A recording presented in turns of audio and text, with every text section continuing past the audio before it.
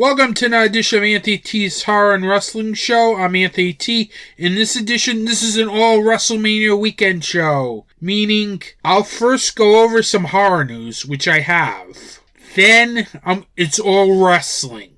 Next segment will be Ring of Honor, Supercard of Honor. The next two segments after that will be WrestleMania 38 Night 1, then Night 2. Then the final segment is Joey Janela's Spring Break 6, covering both nights in one segment. That means I'm covering 5 shows and 3 events on this podcast. So I've got a lot of material here. I have no guests this episode, obviously, since I've got way too much material to work with here. So let's hit you up with some horror news first. Starting off the news, let's just say we're going to go with a casino-like type beginning to the news.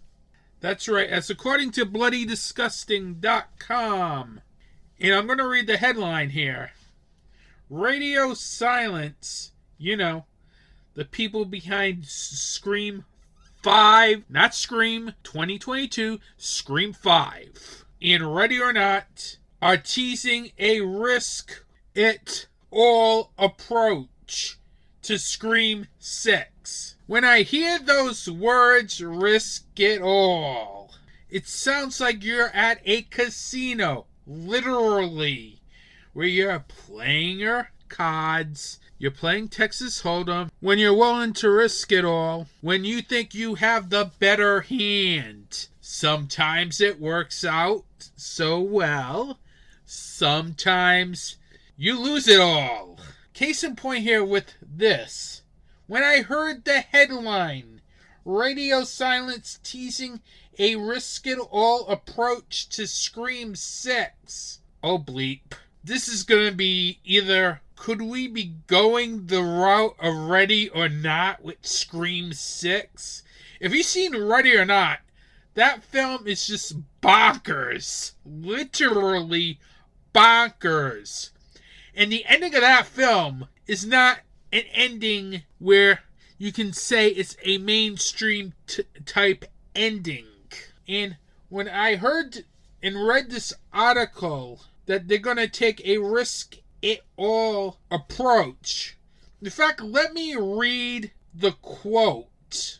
As both Matt Bettinelli-Olpin and Tyler Gillnett made their first comments about Scream 6. They said this movie has to be willing to risk it all in order to subvert all those expectations. That was something Gillette told Empire, which I believe is a British publication. He adds, and we're so far down the rabbit hole of Scream movies that it's all up for grabs at this point. This sounds like anything can happen in the next film. Literally. Meaning, all bets are pretty much off. You don't know what the hell's gonna happen, where they're gonna take the franchise. As I thought Scream 5 did a great job taking the franchise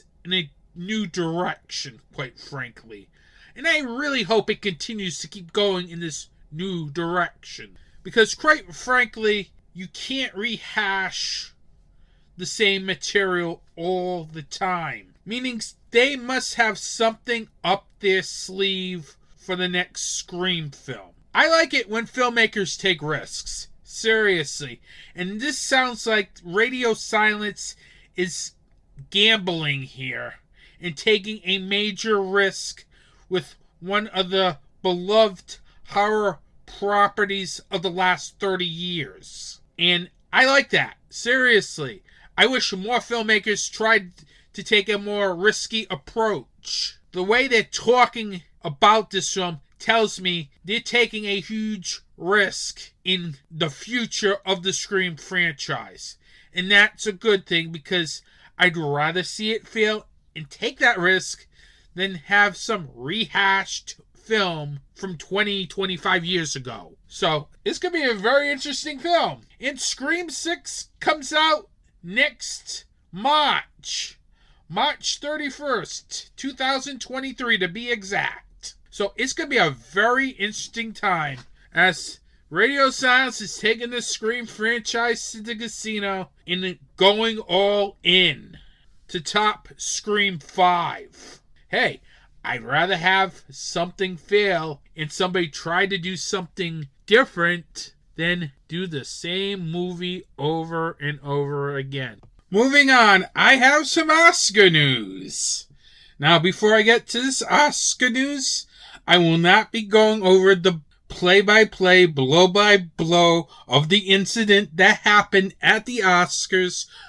Go find some other Oscar podcasts where they dissect that incident, which I'm not going to talk about because it's not related to the horror genre here. But instead, I am going to talk about a certain horror film that won the Oscars Fan Favorite Award. Now, this is a film that you might not think would win an Oscar, period. Seriously.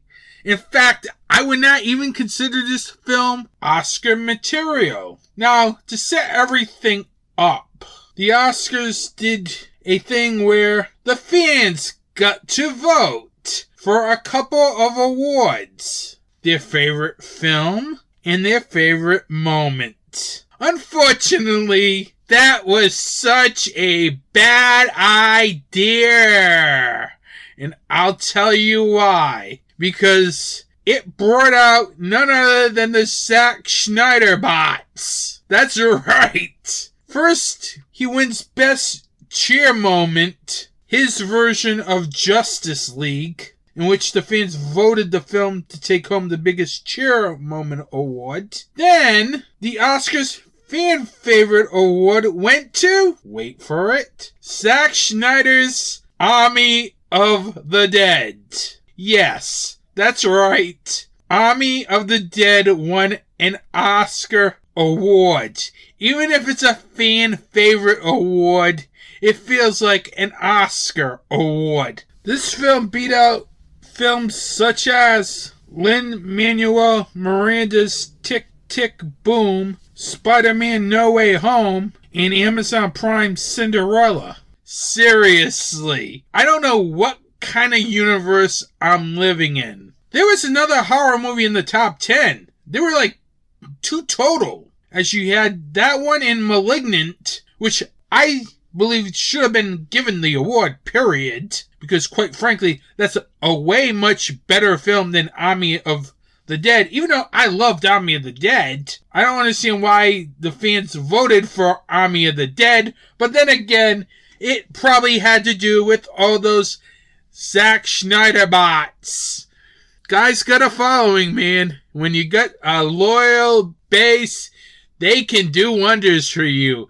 They can make noise, disrupt things. And Zack Snyder fans did that by giving both fan favorite Oscar awards to both of Zack Snyder's films. Are you kidding me? Is that the only way horror is going to get recognized at the Oscars? If Zack Snyder's name's in it and the fans force them to recognize them? I don't get it. Seriously, why Army of the Dead ended up on the Oscar broadcast. This is the problem when you do fan favorite awards. You get the nuttiest winners. And yes, I do now have to associate the Oscars with Army of the Dead. Crazy. It is crazy. But what can you do?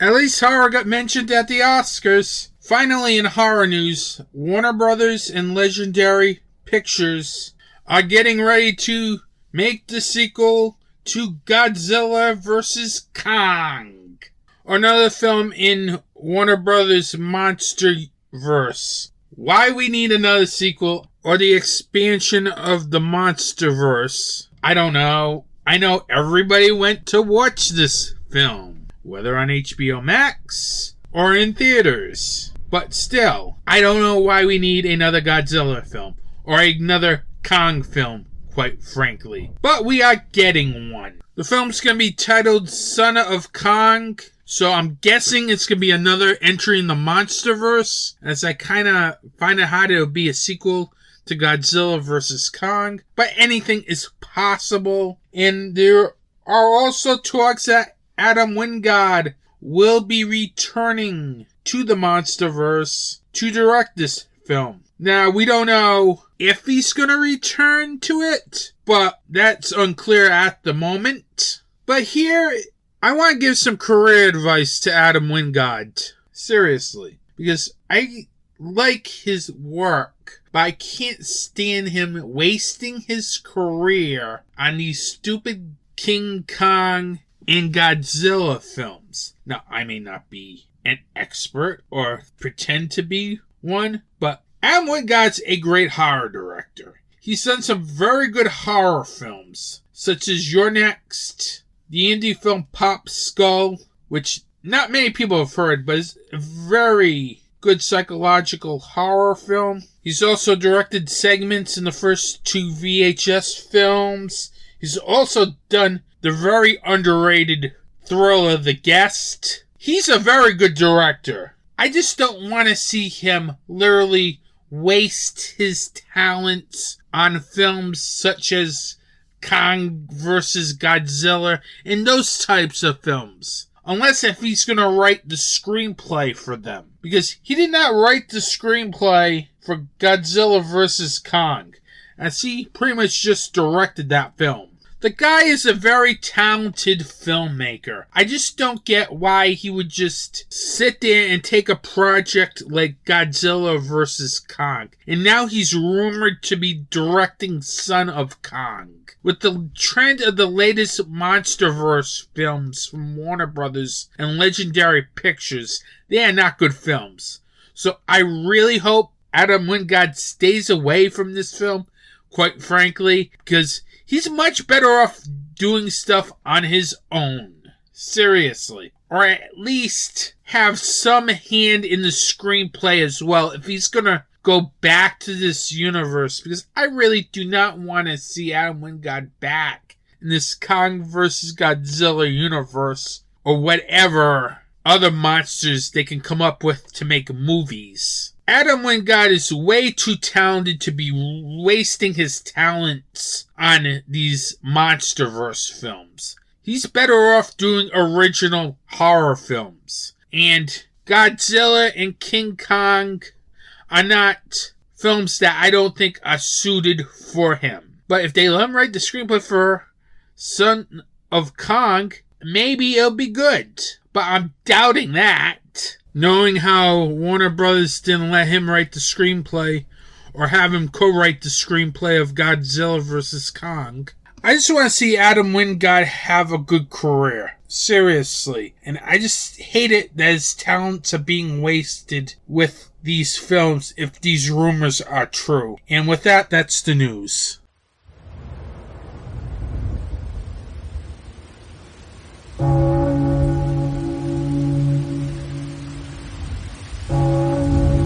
Welcome to Dark Discussions, your place for the discussion of horror film, fiction, and all that's fantastic. A weekly podcast where the discussion is about the most recent horror and genre films. Intelligent talk on a genre that deserves intelligence. A conversation between co-hosts discussing not only the film, but also the connotation that the directors and screenwriters are trying to articulate. When you want more than a review, listen to Dark Discussions. And speaking of perception, there's just one more scene I want to talk about, which is after Caleb discovers that Kyoto's a robot. Kyoto kind of peels off her skin, showing him what's underneath. Now, wait a minute. I know where you're going with this, but tell me you weren't already thinking this 15 minutes earlier in the film. Exactly what he's thinking at that moment. Which is he's a robot, too. Oh, I considered the possibility. Right, and that's what I like, is the fact that the writers were smart enough to know that this is what the audience would be thinking. We've all seen Blade Runner. Right, exactly.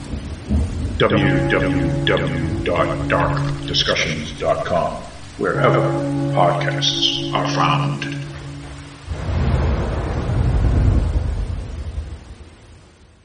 Welcome back. Now, Ring of Honor Supercard of Honor took place April 1st, and this was the first show under the new regime of Tony Khan. You may remember he purchased Ring of Honor outright, meaning the company and the tape library, to keep the show as is, as this was a scheduled show before Khan brought the company, and it ran against AEW Rampage, because both companies are technically under one umbrella, even though AEW technically did not purchase ROH.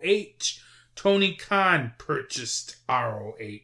And I have to say, with the short amount of time that he had with this show to get settled and booked, this is a very good show. This is a very entertaining card from top to bottom. Now, I'll give you a quick recap of the main card.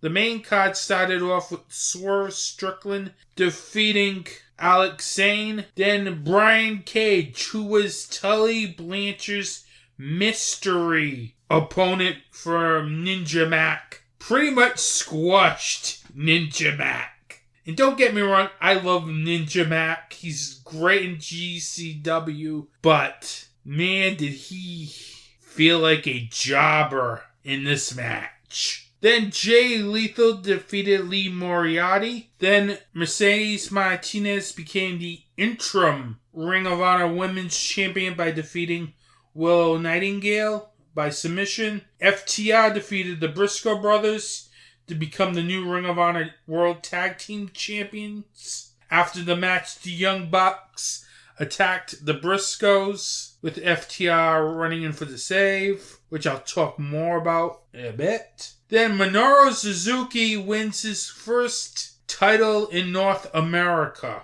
by defeating Rhett Titus to become the Ring of Honor World Television Champion. Wheeler Yuta defeated Josh Woods to become the Ring of Honor Pure Wrestling Champion.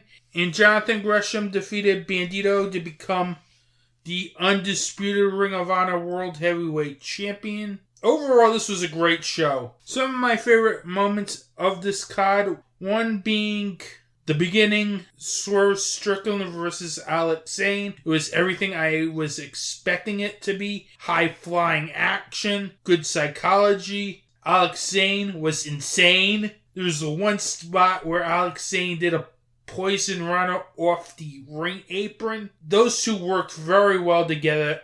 I would like to see Alex Zane more in Ring of Honor, quite frankly. I think he could be perfect in the new Ring of Honor developmental system for AEW, because I think there's a lot of potential for Alex Zane. The next thing I really liked was the Jay Lethal heel turn. They've been teasing it for weeks on AEW television. Him losing to Adam Cole, him losing to Jon Moxley.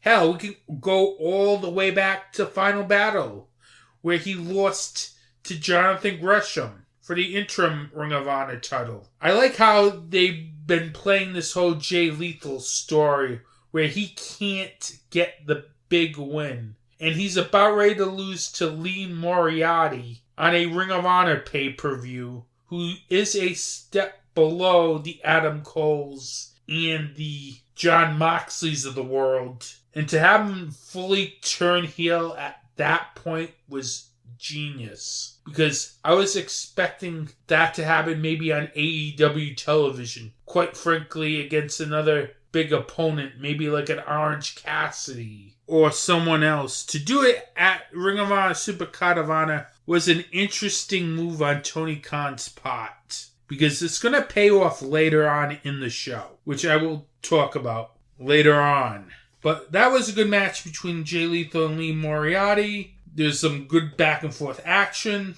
Lee Moriarty keeps impressing in the ring. I'm telling you, about maybe 3-4 years, this guy's going to be maybe where Jungle Boy Sammy Guevara is right now in AEW. On that level. Because he's that good. Literally. I could see him really being the future of All Elite Wrestling. But Liam Moriarty lost after Jay Lethal low blowed him, then hit the lethal injection for the win, which effectively turned Jay Lethal heel. It's about time because it's a nice change for the character. Between the Foundation and his AEW character, it was time for a character change with Jay Lethal. As you'll see, I'll talk more later about it. Another big highlight on this card was the Briscoes versus FTR. Now, this match was billed as a dream match. And when you build something like a dream match, it has to be a home run. This match was effing insane. Words cannot describe this match, quite literally, because I really had a fun time watching this match. This was like crazy spots. You had Jay Briscoe one point getting slingshot underneath a table. You had the Briscoes hit Big Rig on one of FTR. Mark Briscoe hits a corkscrew on Cash Wheeler. The finish this match was the Briscoes were setting up for the Doomsday Device on Harwood, only for Mark Briscoe to get knocked off the top rope by Cash Wheeler, and they hit Big Rig on Jay Briscoe to become new Ring of Honor Tag Team Champions in an excellent match. Literally one of the best matches this weekend by far. This definitely lived up to the hype. It lived up to the dream match build that this match had. Then, post-match, as FTR was leaving, the Young Bucks come out of nowhere and super kick the Briscoes, attack them until FTR ran back in to make the save. As at this point, they are feuding again, as they're already, as of this recording, had their second match on AEW television. So this is building up to a TV match the following Wednesday that already took place. So, I don't know anything about this match. I'm not going to talk about this match. Don't expect anything about this match. This is being recorded before that match. Overall, the Briscoes versus FTR ruled.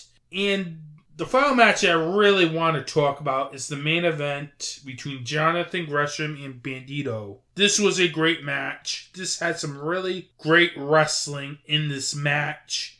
You had a slow, methodical pace to start off. You had some fast-paced wrestling. You had some unwanted shenanigans. As when you bring Chavo Guerrero Jr. out for your match, he's going to do something outside the ring to cause trouble. You know it, I know it. But thankfully, Banditos kicked him out of the match. Very rarely do you see a wrestler have his own manager kicked out of the match. But that's what happened after Chavo Guerrero Jr. tried to get involved in this title match. Banditos also had a very sick delayed suplex, which lasted for 1 minute. I'm not kidding. That was a sight to see. Seriously. It is so hard to even hold somebody for maybe 10 seconds. But for 1 full minute. That was such an amazing sight to see. Match also had Jonathan Gresham kick out of Banditos' finisher, the 21 Plex. The finish comes when Gresham rolls Banditos up and traps his shoulders for the pin to become the undisputed Ring of Honor World Champion. Post-match, John Gresham gets on the mic, but Jay Lethal returns to confront Jonathan Gresham. This leads to a fight. Then Sanjay Dutt comes out from the back, who's trying to calm down Lethal, only to swerve everybody and join Lethal in attacking Jonathan Gresham. Lee Moriarty came down to even the odds, but to no avail, as he also got attacked too by Dutt and Lethal. Then the music hit. It is none other than Ring of Honor legend Samoa Joe returning to Ring of Honor. That was an amazing moment to see. He got Sanjay Dutt in the Coquina clutch. Jay Lethal escaped. Pretty much show over. But still, Samoa Joe is back, and he's going to be working both Ring of Honor and AEW from here on in. Now, one of the main things that I really liked about the show is the ending really sets up a couple of different directions for Jay Lethal, quite frankly, as we got the Samoa Joe Jay Lethal match. If you remember, back in Ring of Honor lore, back to the beginning days of Ring of Honor, where Jay Lethal's mentor was none other than Samoa Joe. He pretty much brought him into this business. Then you got Jonathan Gresham, on the other hand, whose mentor is Jay Lethal. And without Jay Lethal, Jonathan Gresham's not in the place that he's in right now. Jonathan Gresham's been a great wrestler, but he's never been able to get to the next level until he started teaming with Jay Lethal. They have a couple of different directions where they can go with Jay Lethal next. I'm assuming we're probably going to get a Jay Lethal Samoa Joe match down the line. Jay Lethal Jonathan Gresham match down the line. Now with Samoa Joe signed to AEW and Ring of Honor, maybe we get a Samoa Joe CM Punk match. That would be the match I want to see. Please. Book it, Tony. We need to see Samoa Joe versus CM Punk at least one more time. We need to see Samoa Joe versus Bryan Danielson at least one more time. But back to this pay-per-view. This was a very good show. Given the circumstances of this show and the fact that this show literally had pretty much no build, hardly any promotion, but it had that curiosity factor because of All Elite Wrestling. And if that's your first Ring of Honor show, you cannot say you were not disappointed with the show, because that was a very good show. And I have to give a lot of credit to Tony Khan here for really trying to book a great show under the logistics of this. Because quite frankly, a couple of weeks ago, we didn't know the card was going to look like for this show. But everyone who performed on this show really brought it, whether it was the main card or the pre-show. Everyone really made it for a very entertaining night of wrestling. I really enjoyed ROH's Supercard of Honor, as this show really did a good job in ushering a new era of Ring of Honor, no matter what this new era of Ring of Honor is. I really highly recommend you definitely check this show out. It's worth the $30. Hey guys, this is Steve and Christina. I'm the founder, owner, creator, and host of Super Retro Throwback Reviews. Are you looking for the best movie reviews, music reviews, video game reviews, and Comic-Con coverage all around? Well then look no further. Definitely check out Super Retro Throwback Reviews on YouTube and our new audio podcast, the new and improved Super Retro Throwback Reviews audio files version 2.0 on the following media distributors: Podbean, Google Play, Stitcher, SoundCloud, iTunes, and Spotify. Class is over, John. Time for something new and improved. Every day there's a family struggling with hospital bills to care for their sick child who is fighting an illness. There's a woman who is fighting breast cancer and is having trouble making ends meet while paying for their treatment. And there are burn victims that are going through treatments to heal their deep wounds. There is a charity in the horror community that helps these people. Scares That Care is an organization that helps families deal with the bills for their child. They help women get the treatment they need to fight breast cancer, and they help people who are dealing with severe burns get the help they need to heal. Scares That Care is a 100% volunteer organization and 501c3 nonprofit charity that is dedicated to helping these people in fighting real monsters. To find out more information or to donate to Scares That Care, you can go to www.scaresthatcare.org. Every donation helps scares that care fight real monsters. Welcome back. Now we are at the portion of this wrestling-only podcast in which you would think I would crap on WWE, because we are now at the point where we're going to talk about WrestleMania 38. Going into this pay-per-view, I had little to no expectations, quite frankly, considering that WWE has constantly dropped the ball month after month after month. But I decided I will watch WrestleMania 38 because it is WrestleMania after all. So I could not do a podcast without talking about WrestleMania 38.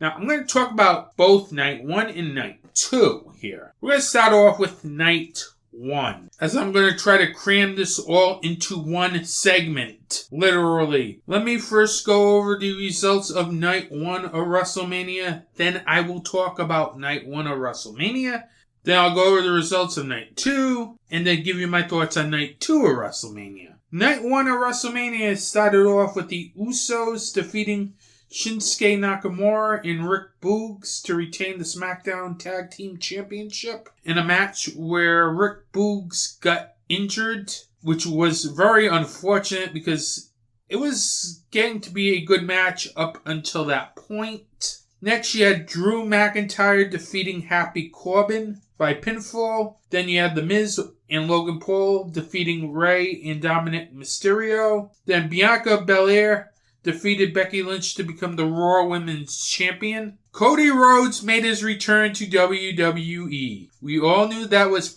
probably going to happen as he defeated Seth Rollins. Charlotte Flair defended the SmackDown Women's Championship by defeating Ronda Rousey. And in the main event, Stone Cold Steve Austin defeated Kevin Owens. Yes, it's 2022, and Stone Cold Steve Austin had a match. And that's not the only person who had a match in 2022, which I'll get to in a bit, to my dismay.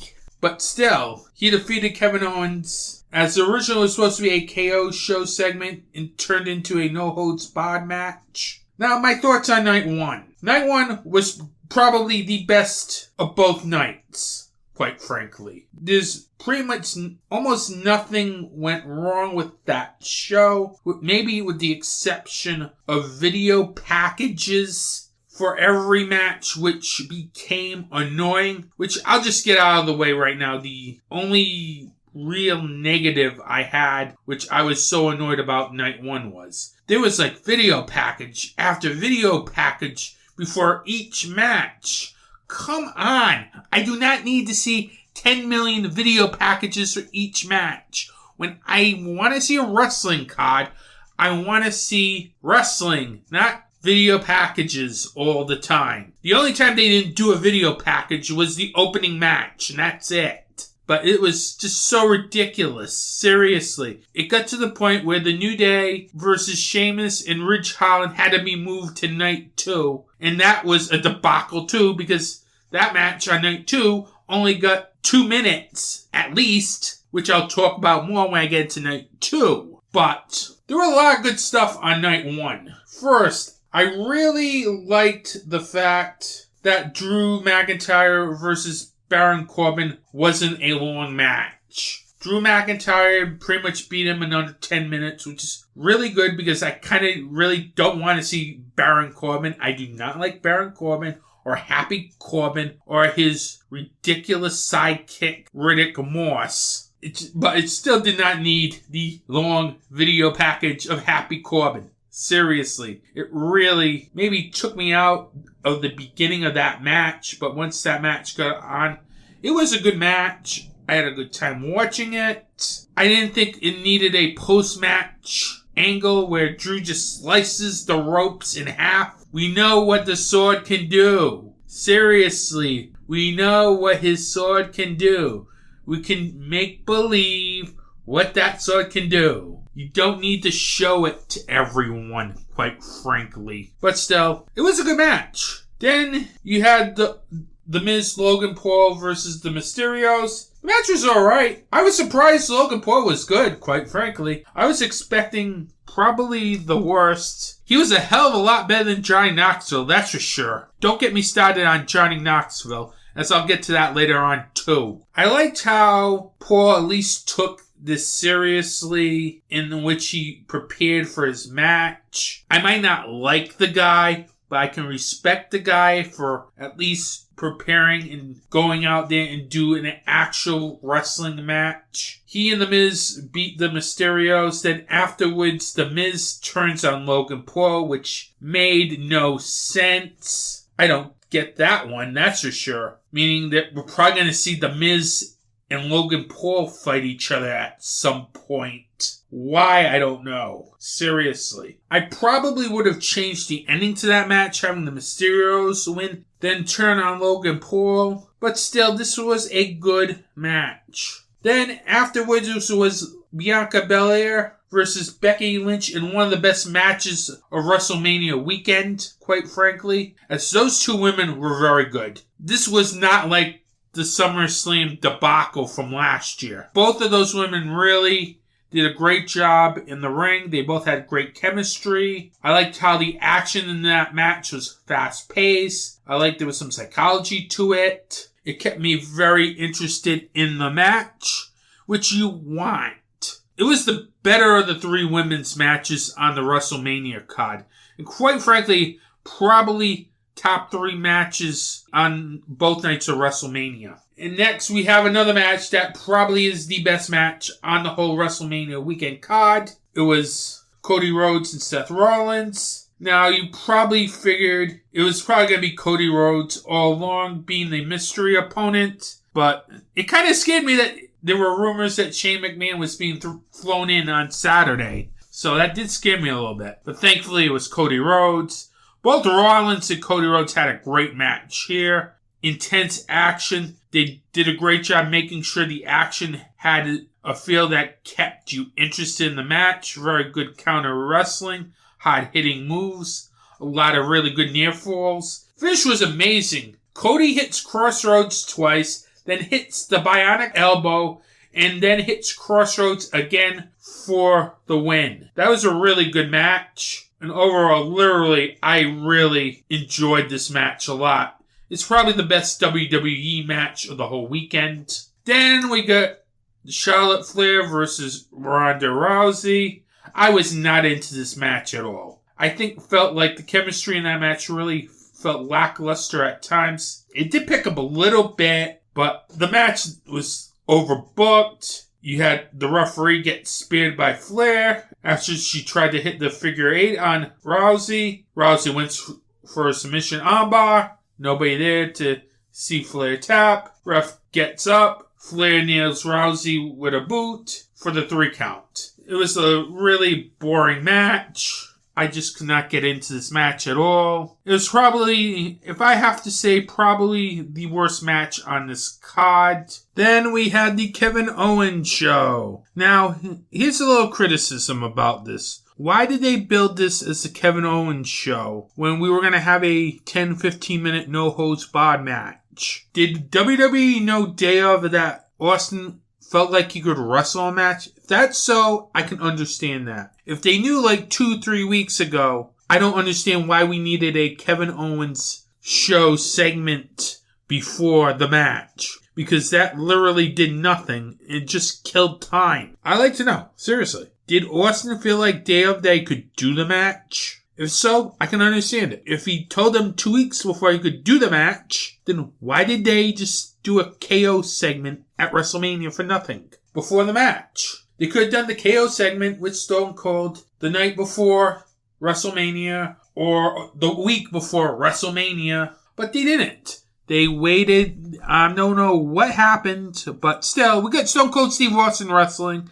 It's a good thing. I don't care. I don't want to see him wrestle again. Seriously. I got nervous when I heard he was going to wrestle. Might wrestle. He still got it, but I don't want to see him wrestle again for his own sake. I'm happy I'm hoping it's a one-time thing. And that's it. But the match was good. He didn't embarrass himself. I thought both of them did a very good job really ending night one of the show. It was a good match. Typical Stone Cold Steve Austin match. Brought up some memories from the Attitude Era. I enjoyed it. Had a fun time watching it. And it was kind of perfect having him face Owens. Stone Cold wins with the stunner.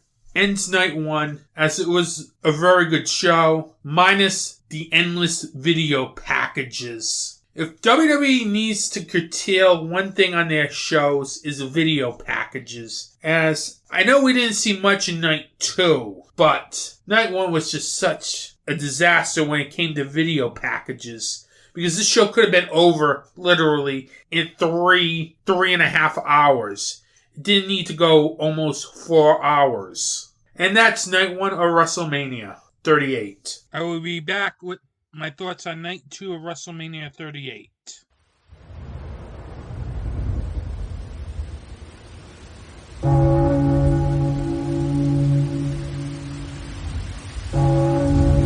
Welcome to Dark Discussions, your place for the discussion of horror film, fiction, and all that's fantastic. A weekly podcast where the discussion is about the most recent horror and genre films. Intelligent talk on a genre that deserves intelligence. A conversation between co-hosts discussing not only the film, but also the connotation that the directors and screenwriters are trying to articulate. When you want more than a review, listen to Dark Discussions. And speaking of perception, there's just one more scene I want to talk about, which is after Caleb discovers that Kyoto's a robot. Kyoto kind of peels off her skin, showing him what's underneath. Now, wait a minute. I know where you're going with this, but tell me you weren't already thinking this 15 minutes earlier in the film. Exactly what he's thinking at that moment. Which is he's a robot too. Oh, I considered the possibility. Right, and that's what I like, is the fact that the writers were smart enough to know that this is what the audience would be thinking. We've all seen Blade Runner. Right, exactly. www.darkdiscussions.com, wherever podcasts are found.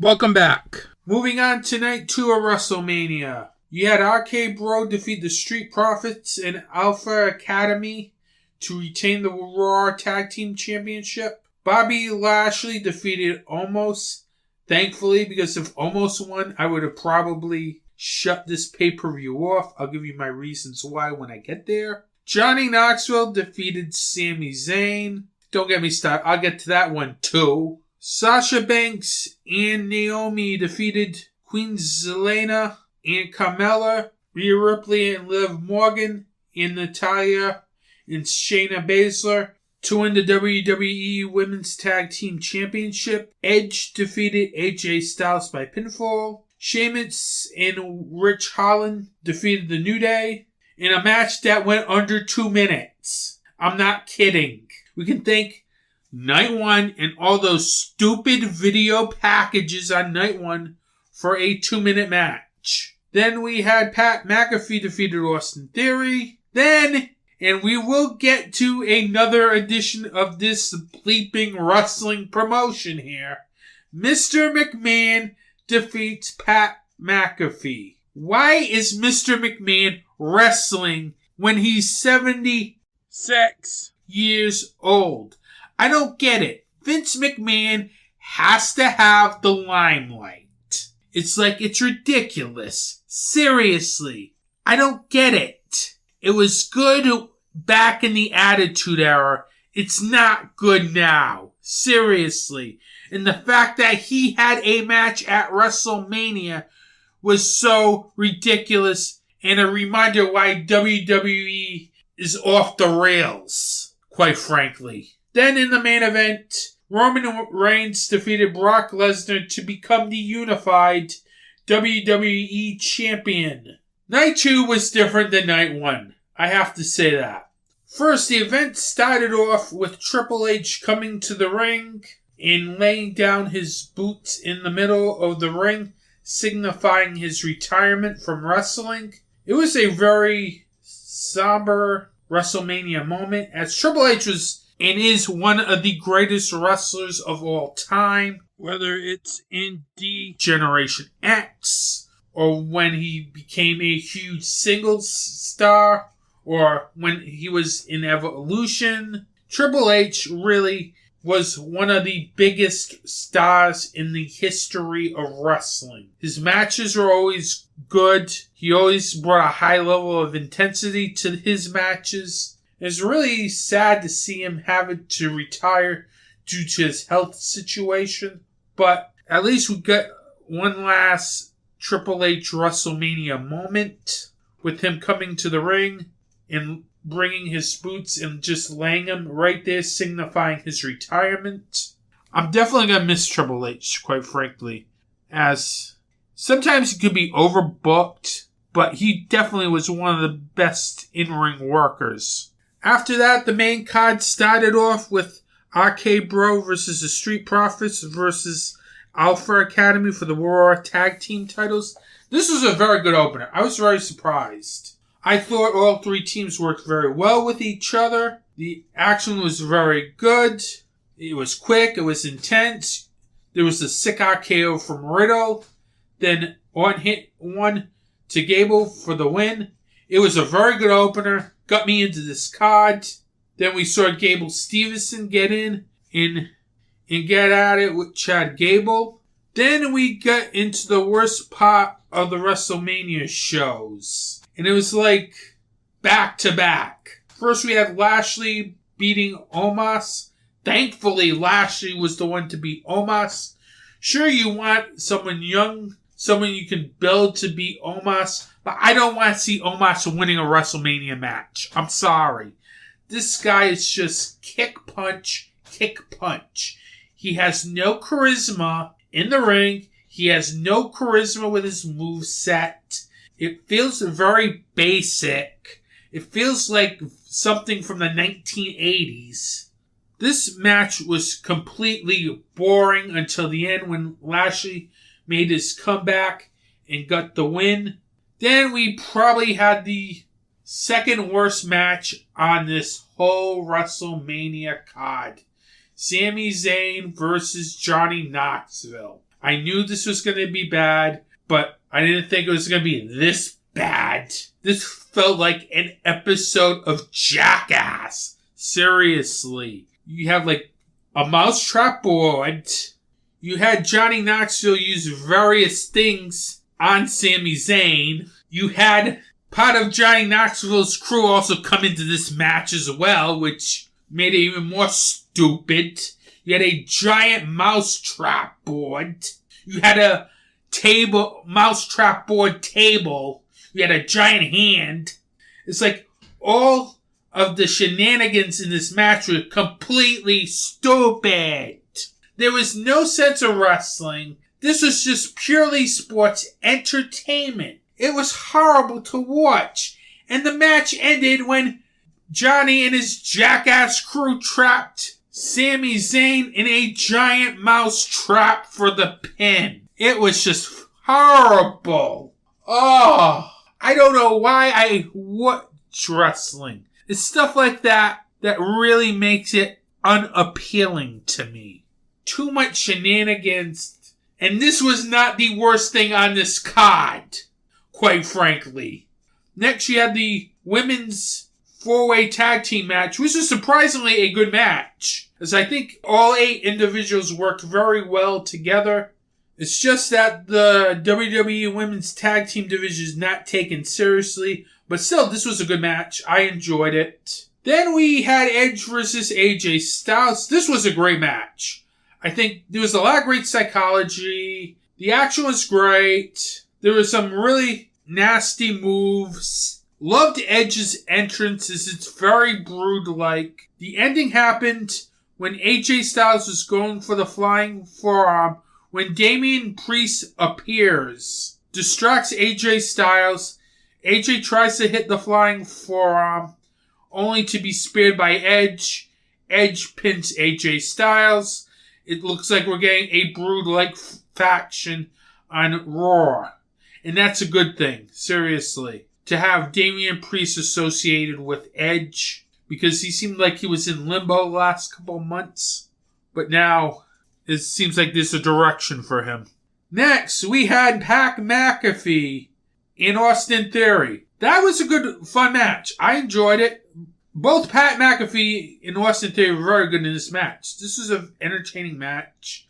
I love how Pat McAfee came into the White Striped Seven Nation Army. Love that song.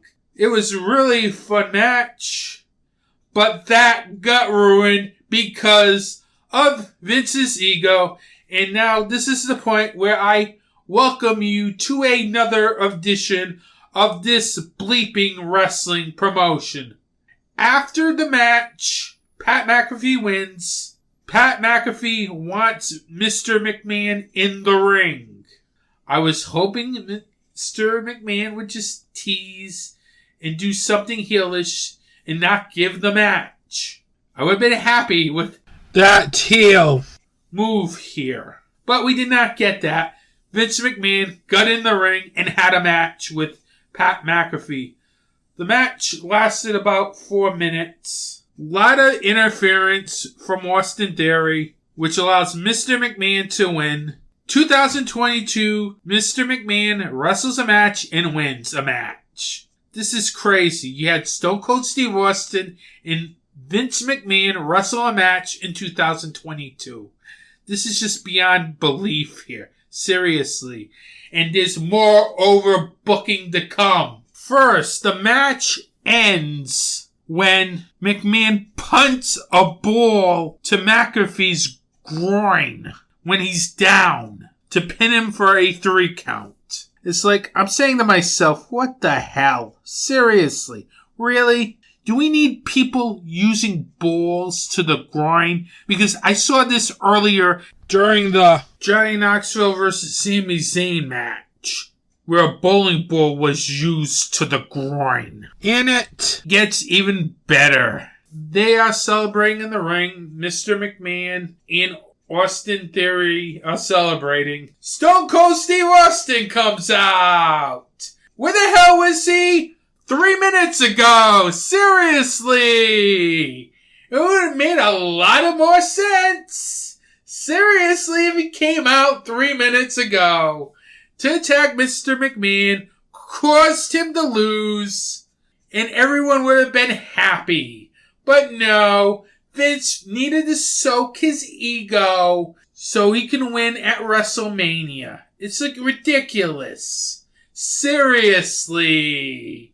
Vince McMahon is so out of touch. If they were going to overbook this segment, I would have overbooked it to have Pat McAfee go over Mr. McMahon.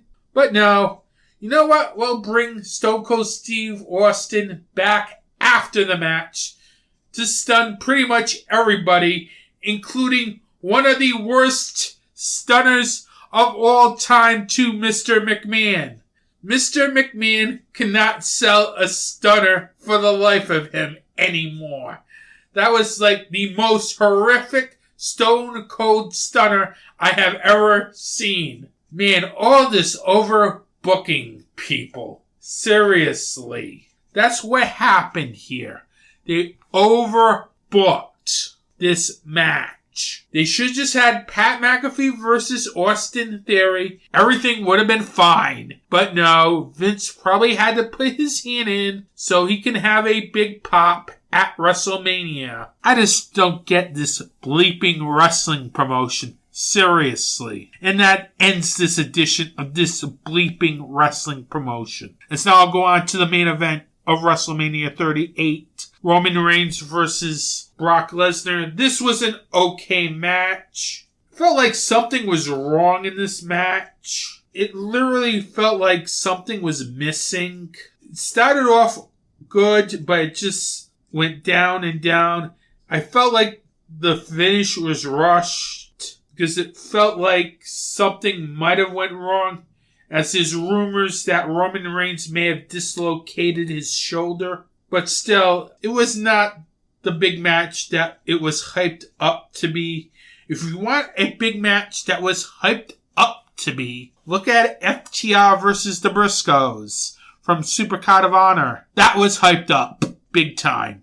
And that delivered big time. This was hyped up big time. And this was, okay, a normal title match. Whatever. but it felt like there's like way too many finishers being used in this match, especially by Roman Reigns. Overall, I prefer night one. Oh, wait a minute. I forgot to talk about something. The New Day versus Sheamus and Ridge Holland.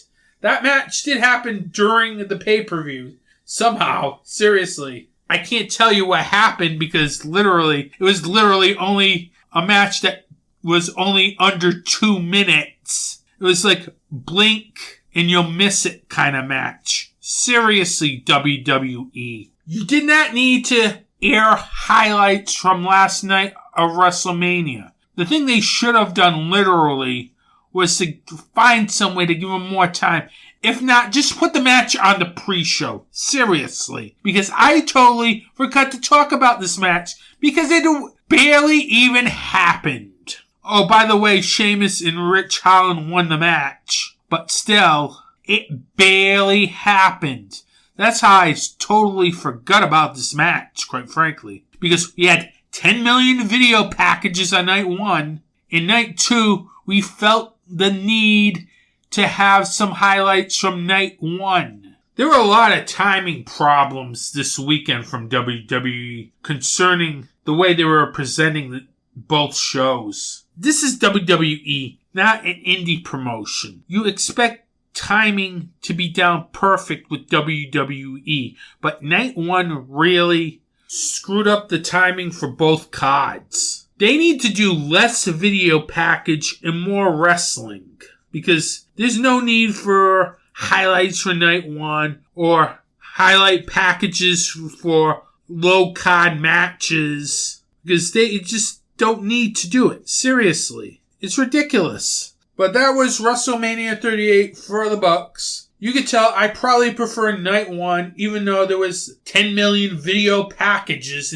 on night 1. It was the better of the two shows by far, because it didn't have stupid matches like night 2 had. I hope their big shows follow the same template as WrestleMania, as it's now on to WrestleMania Backlash in the great state of Rhode Island. Yep. Rhode Island is hosting a WWE pay-per-view. Knowing them, they'll probably put on one of the worst cards of the year.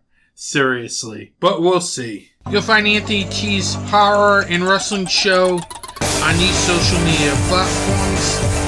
On Facebook, Instagram, and the Slasher app at Anthony T's Horror and Wrestling. And on Twitter at Anthony T's Horror. You'll find new episodes on darkdiscussions.com, major podcast providers, and YouTube.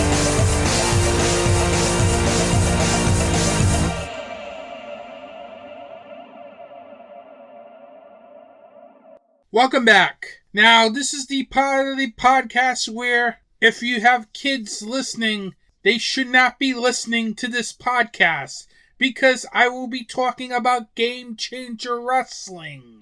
And when you talk about Game Changer Wrestling, you know what we're going to talk about. Light tubes, pizza cutters, staple guns, etc.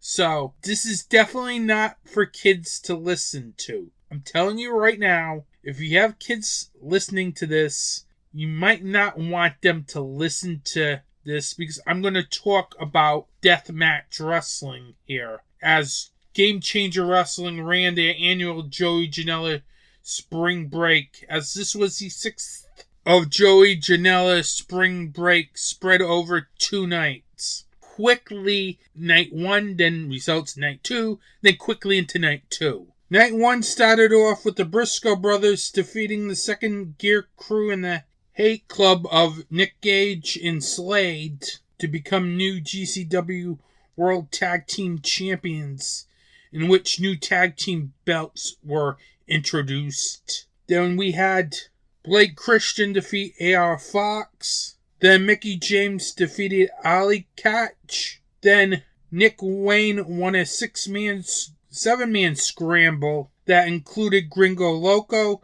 Ninja Mac, Jack Cotwheel, Jordan Oliver, Alec Price, and Jimmy Lloyd.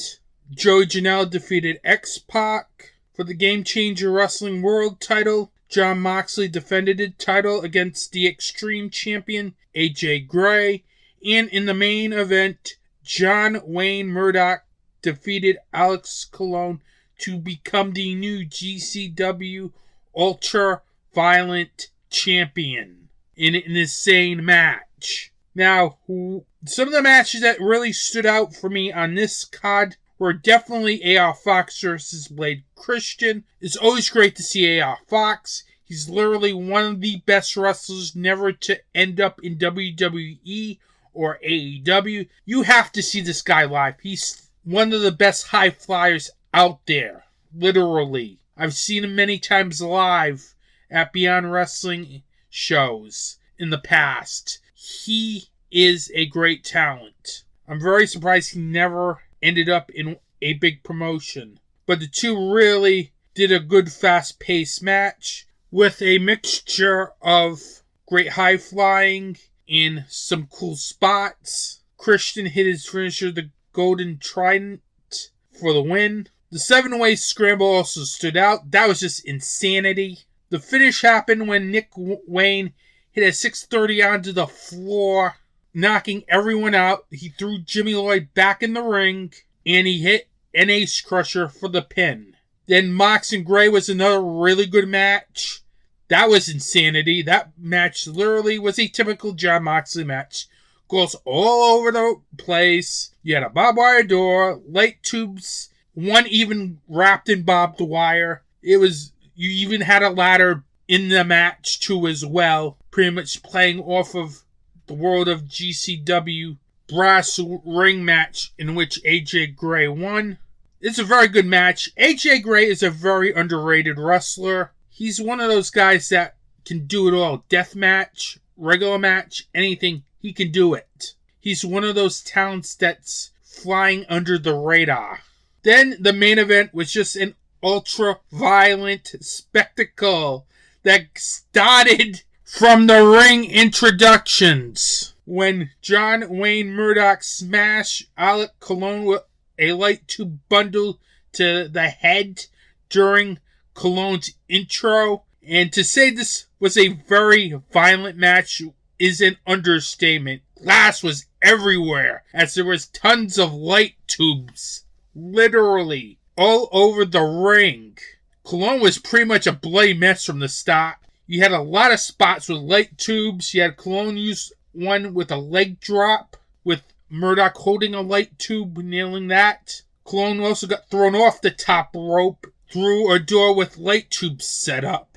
This was just insanity. You even have a tope suicida in which Alex Colon performed while having a light tube in hand. That match was insanity. The match pretty much ended when Colon tried to hit Murdoch when he was lying in the post. Instead, Murdoch moves out of the way. Then Colon looks like he injures his arm. Murdoch suplexes Colon through light tubes for 1 count. Then Murdoch gets a 2x4. Then hits Colon on that injured arm.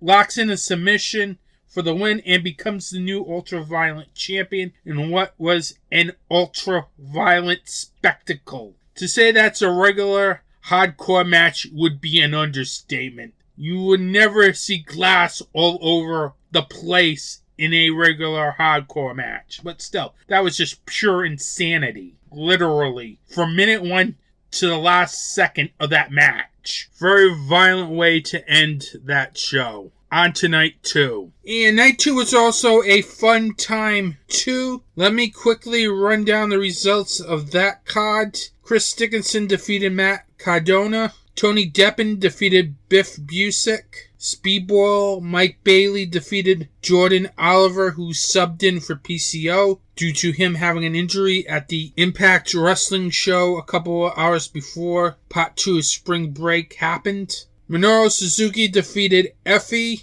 And the main event in the Cluster Bleep, or billed as the greatest Cluster Bleep. The second gear crew of AJ Gray, Matthew Justice, and Mance Warner survived the match. Don't ask me why this match ended with 3 survivors, as this was a very weird match, as you can enter as a team. And that's what happened, as they were the survivors of that team. It's just crazy. It was so crazy, that match. Seriously. Matches that really stood out for me on night 2 were the opening match, Matt Cardona versus Chris Dickinson. Very great way to start the show. Cardona had a lot of great heel heat in this match, as he always seems to have a lot of great heel heat everywhere he goes, including GCW. A lot of great action in this match. Entertaining. The end of this match came when Chelsea Green stole Missy Hyatt's purse,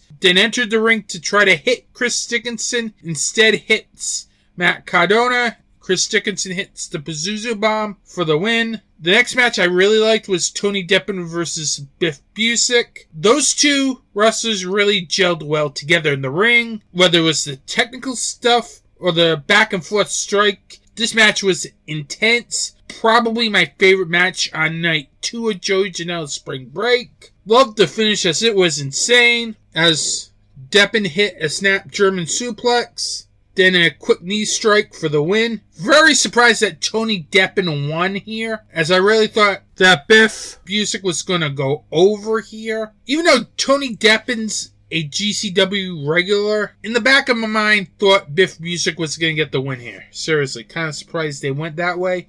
But still, that was probably the best match on this card. Speedball Mike Bailey versus Jordan Oliver was another very good match. Fast-paced, high-flying match and hard-hitting.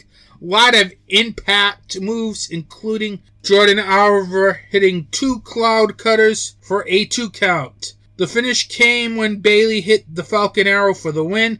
That was a very good match. The Cluster Bleep match was just bonkers. Joey Janela entered at number 1. Now here's the story going into this match. At the beginning of this show, it started with Joey Janela promo saying he was going to win it and end this match for good. Well, he did not win the match, nor did he last to the end, as he drew number 1, but lasted pretty much over 2/3 of the way in this match. This match had a total of at least 44 entrants. That's insane. Probably over 50 wrestlers in this match, if you count teams. It's just crazy. Seriously. That match is bonkers. Literally. It's probably the most bonkers match you will see all WrestleMania weekend. You had some really good spots in this match, including Maven, who comes in,